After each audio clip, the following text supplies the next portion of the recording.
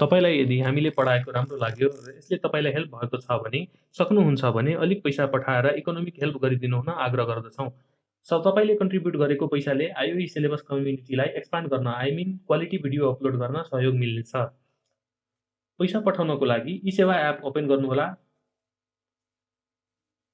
र ओपन भइसकेपछि यहाँ सबभन्दा तल लेफ्ट कर्नरमा सेन्ड मनी भनेर छ, त्यसलाई सिलेक्ट गर्ने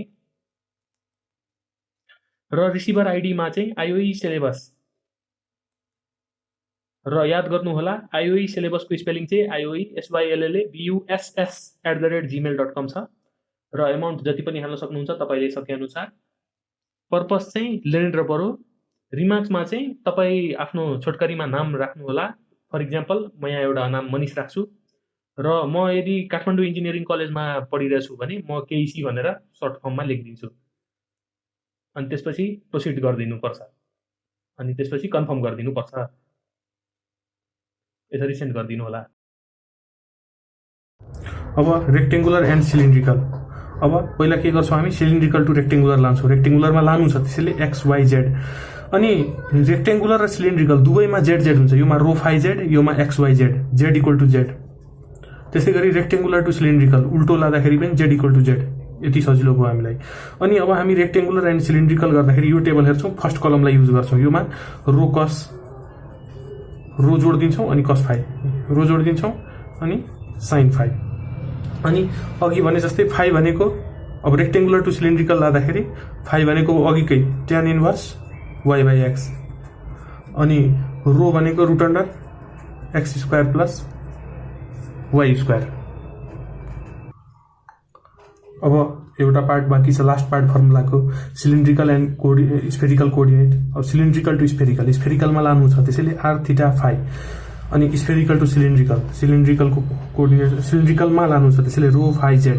अब हामीलाई के थाहा छ भन्दाखेरि यो दुईटैमा हाम्रो r थीटा फाइ सिलिन्ड्रिकलमा रो फाइ जेड स्फेरिकलमा r थीटा र फाइ कमन छ त्यसैले फाइ इक्वल टु फाइ यहाँ पनि फाइ इक्वल टु फाइ। एउटा सजिलो हो। अब सिलिन्ड्रिकल टु स्फेरिकल गर्दाखेरि r भनेको हाम्रो r भनेको त हामीलाई थाहा छ root under x square plus y square plus z square.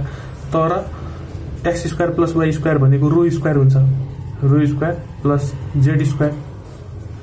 यो फर्मुला कहाँबाट हुन्छ भन्दाखेरि हामीले यहाँ गरिसकेका छौं रेक्टेंगुलर टु सिलिन्ड्रिकल लाँदाखेरि रो भनेको x square plus y square अनि यो रुटलाई उता लाँदाखेरि x square plus y square equals to rho square हुन्छ। त्यही भ्यालुलाई हामीले यहाँ पुट गर्यौं। त्यसपछि थीटा भनेको cos inverse z by r अघि जस्तै अघि पनि थीटा भनेको cos inverse z by r नै थियो। यो r को भ्यालु हो नि त x square plus y square plus z square. अहिले पनि cos थीटा भनेको cos inverse z by r नै हो। थीटा भनेको cos inverse z by r नै हो तर r को भ्यालु हाम्रो यो rho square plus z square हो। यो यहाँ पुट गर्नुपर्ने हुन्छ cos inverse z by root under rho square plus z square phi equals to phi छँदैछ। त्यस्तै गरी अब स्फेरिकल टु सिलिन्ड्रिकलमा लाँदाखेरि फाइ इक्वल टु फाइ त हामीले गरिसक्यौं।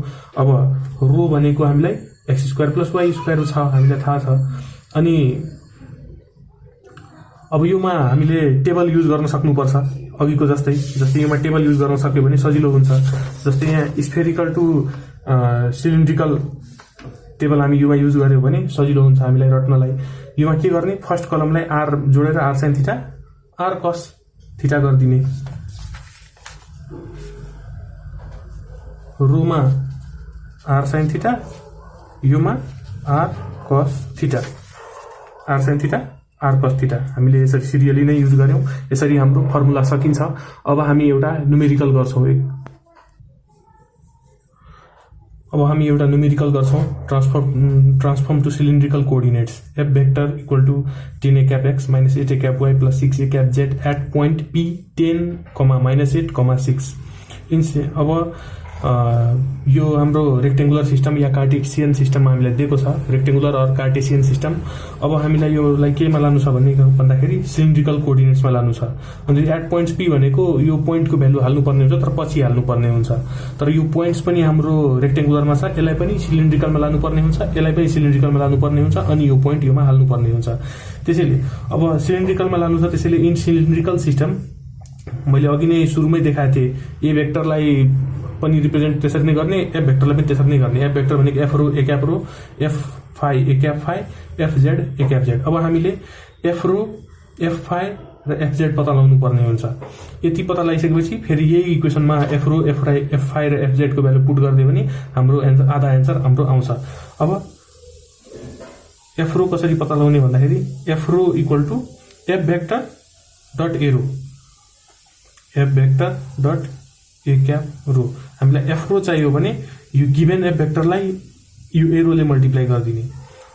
अनि हाम्रो गिभेन एफ भेक्टर भनेको 10 a cap x minus 8 a cap y plus 6 a cap z. अनि त्यसलाई हामीले ए डट ए रो गरेछौँ, dot product F vector dot a cap rho गर्ने, ए क्याप रो। अब हामीले अघि टेबल पढ्यौँ, त्यो टेबलको अब युज गर्नुपर्ने हुन्छ। जस्तै ए रो एएक्स डट ए रो के हुन्छ, एवाई डट ए रो के हुन्छ, एजेड डट ए रो के हुन्छ, त्यो हेर्दै योमा लेख्दै जाने अनि हाम्रो एन्सर आउँछ। अनि त्यसपछि भ्यालु पुट गर्नुपर्ने हुन्छ। अब यो रेक्टेङ्गुलर टु सिलिन्ड्रिकल हो, त्यसैले हामी रेक्टेङ्गुलर टु सिलिन्ड्रिकल जुन टेबल पढ्यौँ त्यो हेर्नुपर्छ। त्यो हेर्दाखेरि हामीले के थाहा पाउँछौँ भन्दाखेरि 10 कोफिसिएन्ट जस्ताको त्यस्तै ax A dot a row, ax dot a रो भनेको कस फाइ हुन्छ टेबलबाट, minus 8 एवाई dot a row, एवाई dot a रो भनेको साइन फाइ हुन्छ, एजेड डट ए रो 0 हुन्छ। अब हामीले के गर्नुपर्ने हुन्छ भन्दाखेरि यो यहाँ हामीले भ्यालु पुट गर्नुपर्ने हुन्छ। हामीले यो 10 माइनस 8 कमा 6 लाई हामीले सिलिन्ड्रिकलमा चेन्ज गरेर योमा भ्यालु पुट गरे राम्रो हुन्छ, तर पछि पनि पुट गर्न मिल्छ। अब त्यसको लागि यसको भ्यालु निकालिहाल्दा राम्रो। हामीले यो भ्यालु जुन कार्टेसियनमा दिएको छ एक्स वाई जेड, यसलाई हामी रो फाइ र जेडमा लग्यो भने अहिलेदेखि नै हालेर हामी एफ रो एफ फाइ एफ जेडलाई रेडी गरेर राख्यो भने हामीलाई पछि पुट गर्न सजिलो हुन्छ, पछि पनि गर्न मिल्छ। हामी पछि नै गर्छौँ आज। त्यसपछि हाम्रो एफ रो आयो, यसलाई म ए भन्छु। त्यसपछि अब हामीलाई चाहियो एफ फाइ, एफ फाइ चाहियो। एफ फाइ चाहियो भने एफ भेक्टरलाई ए क्याप फाइले मल्टिप्लाई गरिदिने, F vector dot a cap फाइ।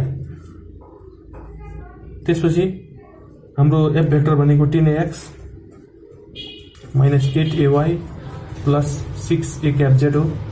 यसलाई हामी डट प्रोडक्ट गर्दैछौँ कोसँग, ए क्याप फाइसँग।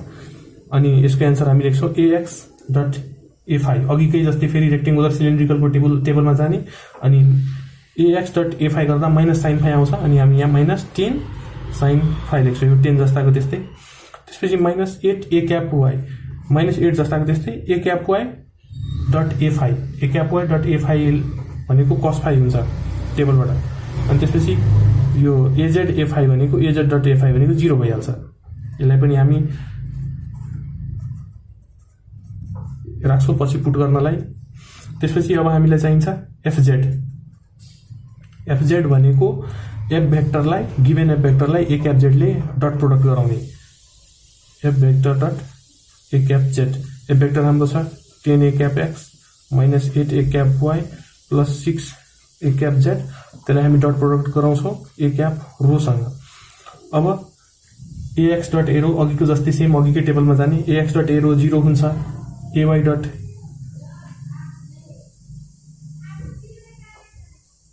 सरी मैले यहाँ mistake लेखेँ, F vector dot a cap Z छ, मैले यहाँ F vector dot a cap Z लेख्नुपर्ने हुन्छ।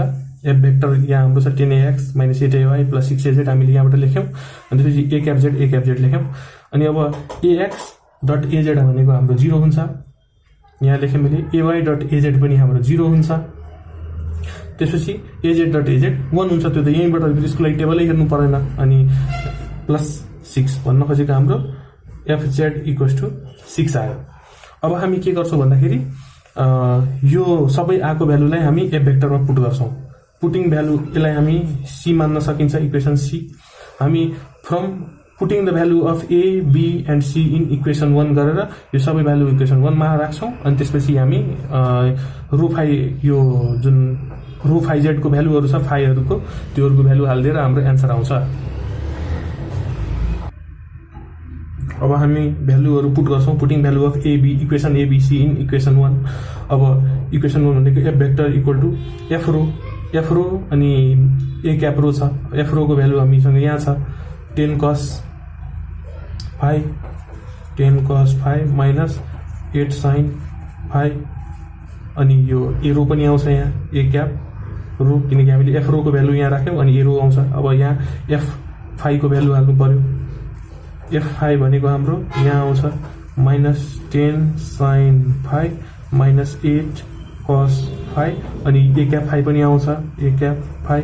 त्यसपछि प्लस एफ जेड भनेको हामीसँग यहाँ छ 6 अनि ए क्याप जेड। अब यदि हामीलाई यो एट पोइन्ट पी 10 माइनस 8 6 नदिएको भए हामीले यतिमै एन्सर लेखिदिँदा हुन्थ्यो, तर यहाँ अब पी 10 8 6 दिएछ भने अब यो पोइन्ट्सहरूलाई सिलिन्ड्रिकलमा लगेर अनि हामी यो एफ भेक्टरमा पुट गरेर अनि फाइनल एन्सरसम्म पुग्छौँ। अब यो सोलुसनमा हेर्दाखेरि हामीलाई फाइ मात्र भए पुग्छ, त्यसैले हामीलाई रो र जेड रो फाइ जेडको रो र जेड पत्ता लगाइराख्नु पर्दैन यो पोइन्ट 10 माइनस 8 6 बाट, त्यसैले हामी फाइ मात्र पत्ता लगाउँछौँ। फाइ भनेको tan inverse y by x हो हुन, तर यो 10 माइनस 8 भनेको हाम्रो कुन क्वाड्रेन्टमा पर्छ? हाम्रो फोर्थ क्वाड्रेन्टमा पर्छ, त्यसैले योमा 360 minus tan inverse y by x हुन्छ। Phi equals to 360 degree minus tan inverse y by x, y भनेको माइनस 8, अब माइनस हुँदैन, अब y बाई x मात्र हुन्छ 8/10, किनकि हामीले tan इन्भर्स माइनस 8/10 भनेको त फोर्थ क्वाड्रेन्टमा पर्थ्यो, हामीले 360 माइनस लिइसक्यौँ, त्यसैले अब यहाँ माइनस हुँदैन। अनि यसलाई सल्भ गर्दाखेरि हाम्रो कति आउँछ भन्दाखेरि 321.34 डिग्री। अब यो फाइको भ्यालु हामीले यहाँ पुट गर्दाखेरि हाम्रो एफ भेक्टर भनेको यतिमा पुट गर्दाखेरि हाम्रो 12 आउँछ 12.8, यतिको भ्यालु हाम्रो 12.8 अनि 12.8 अनि यसको ए क्याप रो जस्ताको त्यस्तै। योमा हामीले फाइको भ्यालु हाल्दाखेरि अलमोस्ट 0 आउँछ, त्यसैले हामी यसलाई 0 लेख्छौँ। अनि त्यसपछि यो 6 ए क्याप जेड जस्ताको त्यस्तै 6 ए क्याप जेड, यही हो हाम्रो एन्सर। हामीले सिलिन्ड्रिकल कोअर्डिनेट्समा यसलाई ट्रान्सफर्म गरिसक्यौँ। अनि त्यसपछि अब म अलिकति सिकाउन छुटेको छ त्यो यो फाइ निकाल्नलाई अलिकति कन्भेन्सन्सहरू सिकौँ। जस्तै P234 छ, 234 भनेको हाम्रो फर्स्ट क्वाड्रेन्टमा पर्छ। यहाँको लागि हामीलाई फाइ निकाल्नु पर्यो भने सिम्पल डाइरेक्ट हामीले tan inverse y by x गर्न पाइन्छ, भनेको tan इन्भर्स 3/2 जसले भ्यालु दिन्छ हामीलाई 56.30 डिग्री। त्यसै गरी P -234 छ भने यो हाम्रो कहाँ पर्छ? -2 3 भनेको सेकेन्ड क्वाड्रेन्टमा पर्छ। सेकेन्ड क्वाड्रेन्ट भनेको 180 माइनस थीटा हामी यहाँ युज गर्छौँ। भन्न खोजेको यहाँ फाइ चाहियो भने 180 minus tan inverse y by x, tan inverse 3/2। अब यहाँ -2 हुँदैन, हामीले -2 को ठाउँमा 180 माइनस लिइसक्यौँ। भन्न खोजेको 3 - 2 लाई हामीले यहाँ लोकेट गर्यौँ अनि हामीले के थाहा पायो भने 180 अनि माइनस पनि आयो, अनि अब यो माइनस यहाँ लेख्नु पर्दैन। अनि यसलाई सल्भ गर्दाखेरि 180 माइनस 123.69 डिग्री आउँछ। त्यसपछि 2, -3 4 छ भने यो कहाँ पर्छ भन्दाखेरि हामी एक्स र वाइलाई मात्र डिल गर्दैछौँ। अनि 2, -3 भनेको फोर्थ क्वाड्रेन्टमा पर्छ। फोर्थ क्वाड्रेन्टमा पर्यो भने 360 minus tan inverse y by x गर्ने। 5 भनेको 360 minus tan inverse y by x भनेको 3/2 अनि